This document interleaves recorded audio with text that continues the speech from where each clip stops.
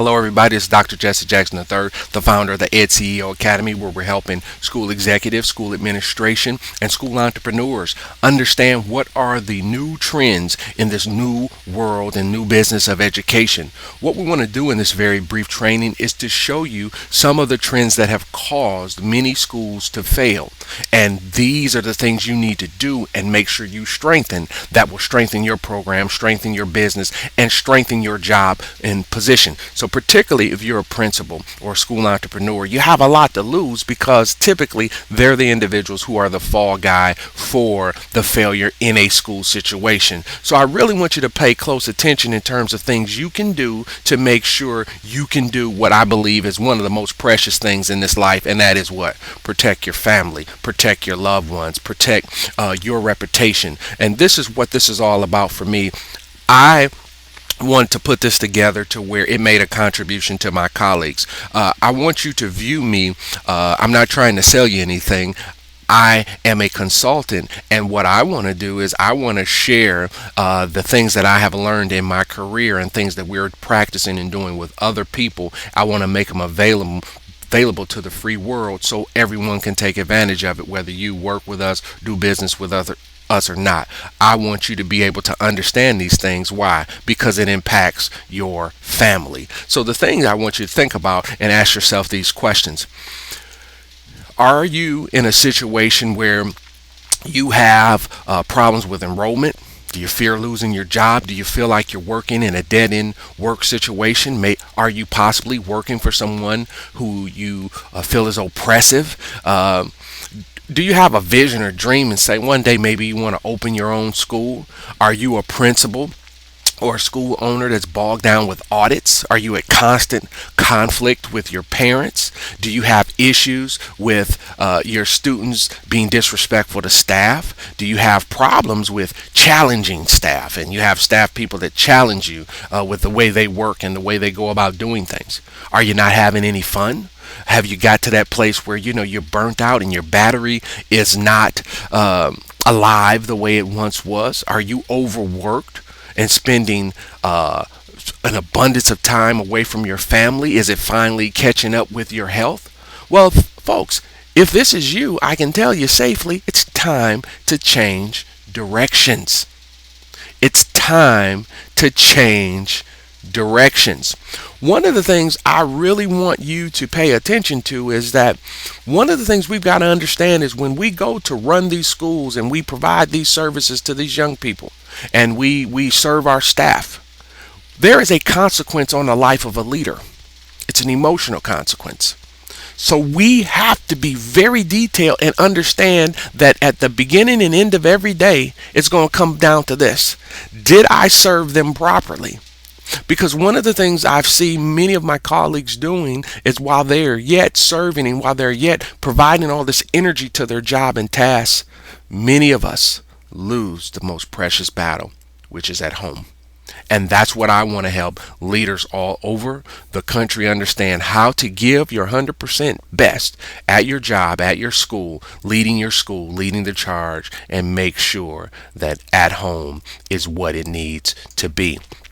The new school model works like this.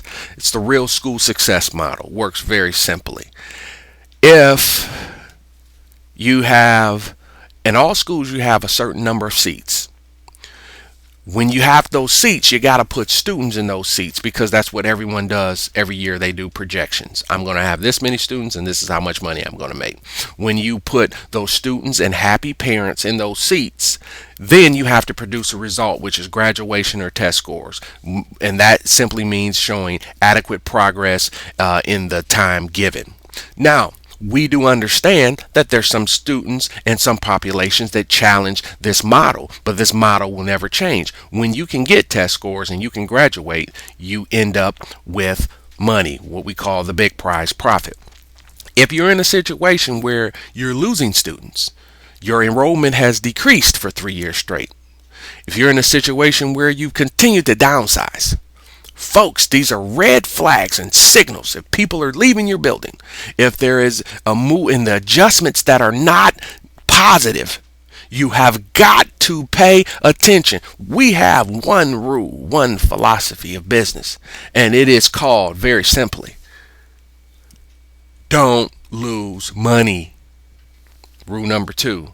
Don't forget rule number 1. We do not lose money. Hello. So if you're in a school business and you're losing students, those seats are not filled, you are in a situation where you are in a very, very, very dangerous place. What I want you to understand is that the new state, state of education states this. There's a movement towards homeschooling. Okay? There's a movement towards homeschooling to where you have over 2 million students right now being homeschooled. Folks, I can safely tell you that's gonna spike as more issues become prevalent, as the school system itself really fails kids because of the different learning styles and issues that kids come with. So you don't meet those issues, so thus the parent has to go home and do the best they can at home. And many times they feel like, I will live with the result I get at home versus with the result you give me, beating my kid up, ruining their self-esteem. You're saying their behavior issues. You got to realize a parent sends a kid to you because they know they have behavior issues. So I mean, you calling a parent with the behavior issue is like, really? Listen, that's the new business of education. 20 years ago, what was our motto? Call home. 20 years forward, the parent already knows. That's funny right there. I don't care what nobody. That's just crazy and funny. You got over 2 million kids right now in America enrolled in charter schools. Charter school is the new movement of the free world. It's the new model of education. In approximately 2 years, the education system will look like this. It'll be 33% will remain in public education, 33% will end up in charter education, and then 33% will be going online and will be homeschooled. Now you have to ask yourself, are you in position to manage a change like that? If you're in public education and you grew up on the old past districts of the big district philosophy, that system is being challenged abundantly. That system is under attack. So if that is the way you have made your money or your future and got to this point, you got to understand that infrastructure is under attack. Why? Because it is proving it's not giving the result that the government is looking for. And what is that result? The government is looking for taxpayers. So think this through. The government will continue to fund you if you will give them people who will fund them. Our job as educators is to give taxpayers. I don't care. See, the new business says clearly you better understand what I'm saying is accurate, and you better adjust to what I'm saying is true. Because everybody knows. That's why the government cuts it. That's why the government has, they say education is so important. Nothing they do shows that that's true.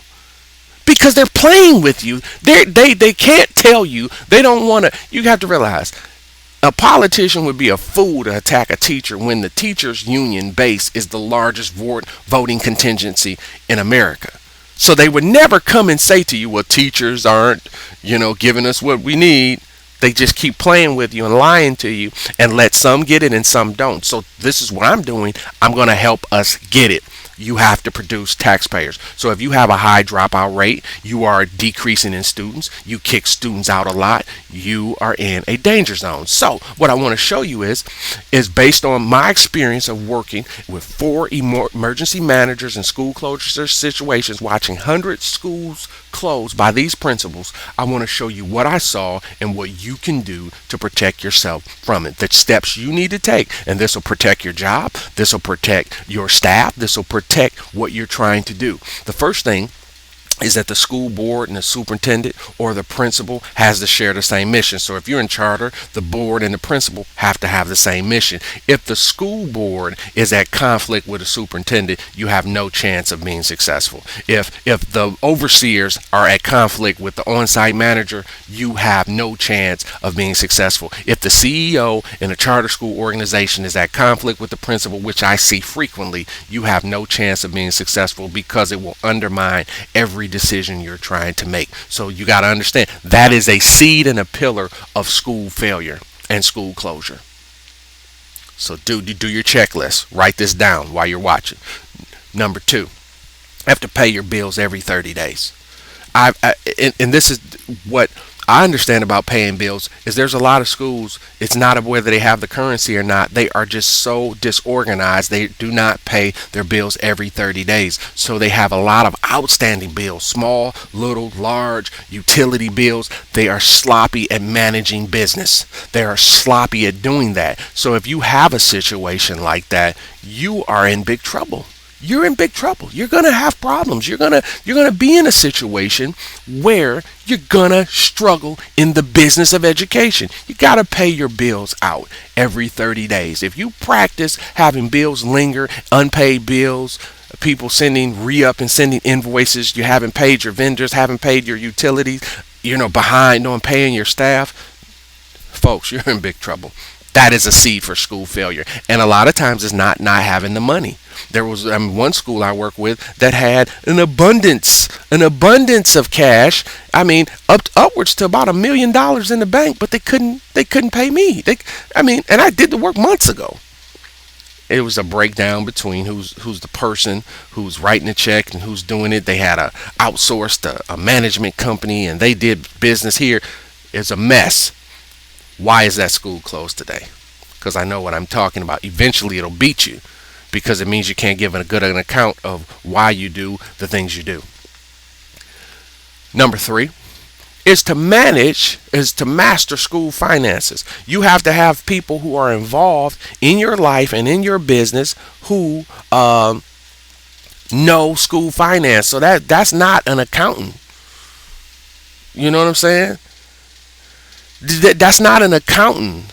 You have to understand school finance, understand the principles of Title I, Title II, making sure accounts are being paid out properly, making sure that you have vendors that are in the right veins, making sure that you don't have staff members who are out here just bringing in services you can't pay for, making sure you don't have the principal doing one thing, the board doing one thing, the teachers doing one thing, and then the bills ending up one place. You have to understand what that means and how to go about doing it. Master school finance. You have to, knowing school finance is an art, it's an education. It's not an accountant who is just thinks they know what to do. I have seen in one situation where the entire district was closed, they had an accountant managing the Title I and Title II and Title 1D accounts and created major sanctions, up to $2 million in sanctioning from the government for mismanagement of title funds. Raise your hand. Just raise it up. I don't even have anything. Just raise your hand if you just say yes. Just master school finance. That's not an accountant. That's somebody who knows programming, budgeting, and how it works. 3A, so that's what we say. You need people on your team who can pass an audit. You don't need to have a lot of people around when somebody comes in and check. They don't know anything. It's just unbelievable. You can't have people on your team who don't know the business. That's what I'm saying. The new business of education. The new business of education. How things are done on a daily basis in a school, working with the government, passing audits, knowing what to do when so we can stay accountable and produce our information in record time. I have one friend who has a school in Ohio who is historically known for mastering audits. Whenever the government came in and wanted to know something, they could produce it within 30 minutes because they were that organized. They were on top of their business. 3B says you got to use your entire budget. Don't ever get in that habit of where you're not, so you write things down and say, okay, I want to use my money for this, but you don't do it. You don't do it. So I allocate this amount for Title II and I'm going to do this much training, but you don't do it. You don't do it. You don't do it. You have to use your entire budget, because what happens in this new business, if you're not using it, we're going to take it back. You're going to get cut. There's no honor in the theory of sending money back. In the Title I, you see a lot of people who don't use it and that money never gets paid out, or we call it sent back, but they don't actually give it to you already, but it goes unused. We have one district that I work with that literally gave back $16 million last year. 16 M.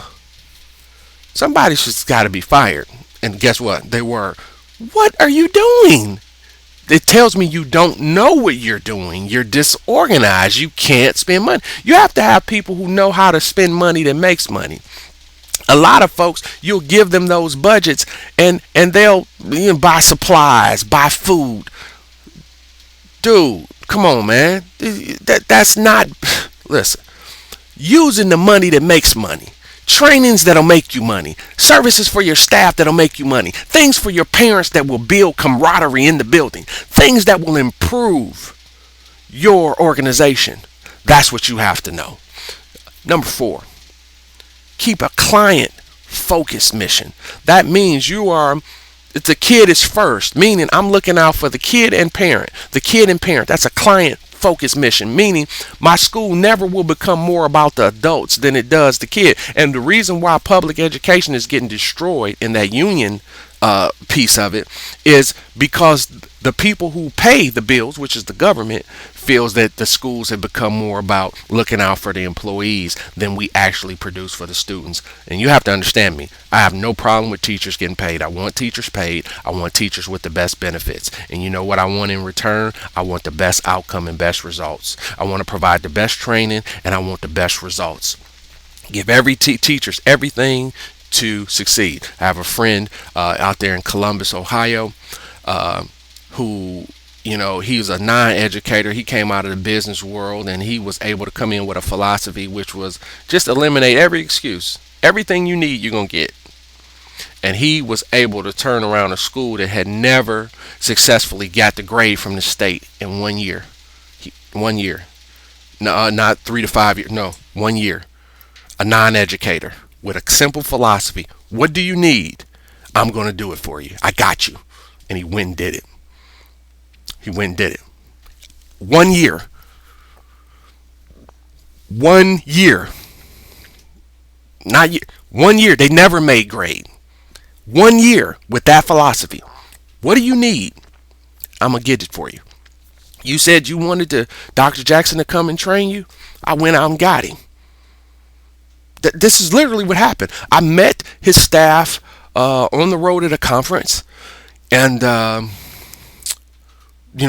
staff members attended the training. They went to him in the hallway. He was in another session. They went to him in the hallway. They said, "Listen, we need this guy to come talk to all of us." This happened. This is real life.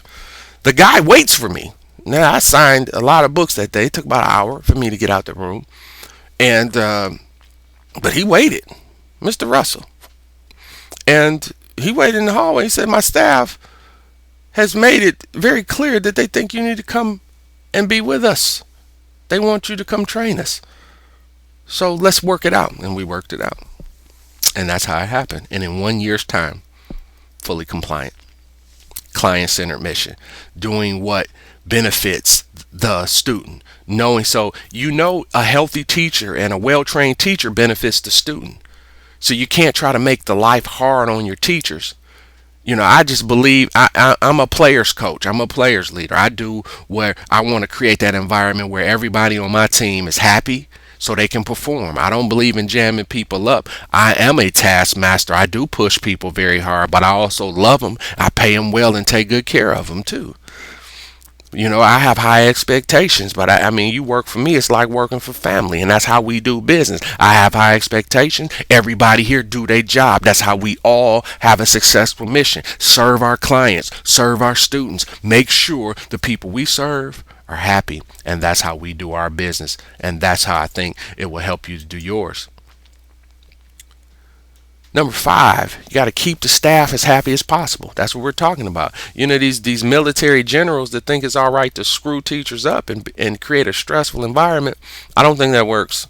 I just think it'll get you kicked in the tail. That's what I believe. That's what I've seen to be true. Number 6, always be honest and spend money that makes you money. That's what we're talking about. You make investments that are going to bring you money back. There's things that you can do for the teachers that'll show up in the students that brings money back to you. There's things that you can do for the parents that'll show up in the students that'll bring you more students. There are things that you can do for your administration and your board that create a culture and a leadership environment that will bring you more students, more quality teachers. Spend money that makes you money. Number 7, you got to maintain enrollment, but you got to learn how to recruit.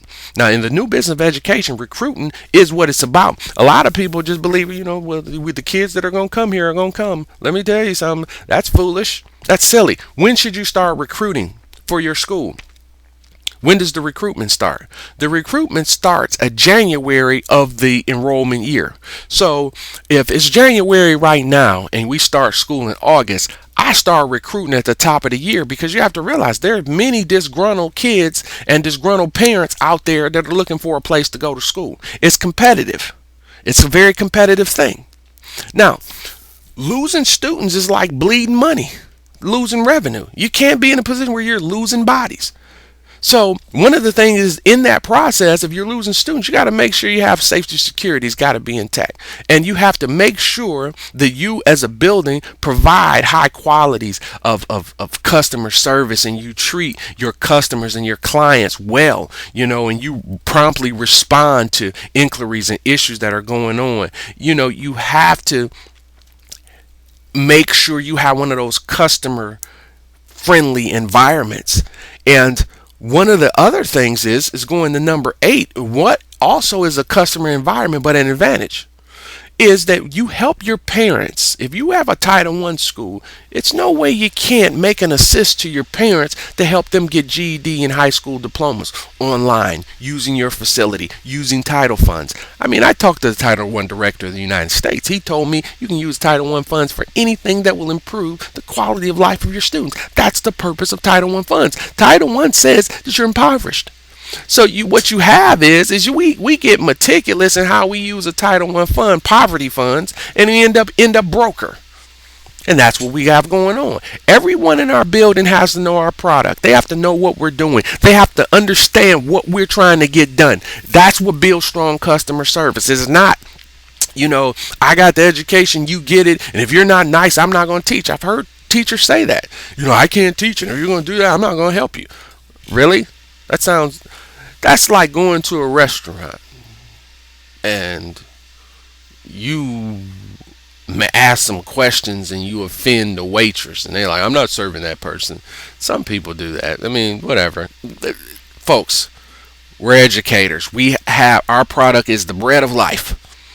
And if we cannot communicate that to our public and to the parent, I think we're in error. One of the things, our parents have got to be able to get their education. What makes our job with our kids easier is when we can help them with their education. That's been one of my magic formulas around the nation, inviting and encouraging all parents to get their GED or high school diploma or go back to college. And that has really improved the parent support of the education program, producing taxpayers and not tax takers. And the last thing, which I think is most important, is learn how to manage that low performing population, the trouble kids, whether black, white, but the behavior problems. One thing that we have found that when schools close is that trouble behavior population, when we don't manage it well, it is a proven formula to get your building closed and go out of business. Because those schools that can't manage those kids that you say, well, we don't want, go someplace else. The schools that can't manage those put themselves in a high probability for going out of business. So you're going to have 2 schools going forward. You're going to have those super high achieving culture schools, and then you're going to have those schools that can master those behavior problems and create a safe culture and create a learning environment. Those middle of the road schools that don't really do anything well, they're going to disappear. You have to decide that where do you fit in and what do you want to do. These are the things that I know are the new business of education, the new business. These are the things that promote school growth and prevent school closure. I've seen them work time and time again. I have seen that when schools get in trouble, they don't pay their bills. There's conflict at the top. They're not focused. They're not client focused. They are not in a situation where they honor their client, honor the parent, honor the student, appreciate them, and create a strong customer service environment. They don't push their parents to support their mission. We call this I hate the term parent engagement, because what does that mean? I don't even know what that means. What I'm looking for is parent cooperation. Parent cooperation and parent support of the mission. If a parent doesn't come to a parent meeting, does that mean they don't care about their kids? Absolutely not. That's silly and it's foolish. However, we have to be more flexible in creating a cooperative environment, and that comes with a skill of making an investment in the parent, and they feel more a part of the process. These are the things that I know from my experience create that culture that we're looking for. I hope this helps you as an administrator, someone that's going forward in 2014 and 2015 and needs to know these new rules and these new business of education. These are the things that I know will help you. Well, as always, if you need me and I can help you and you have questions for me or I can support you in any way, all of my information is located right here on the website. I appreciate you for taking this time with me, and I will see you in our next training.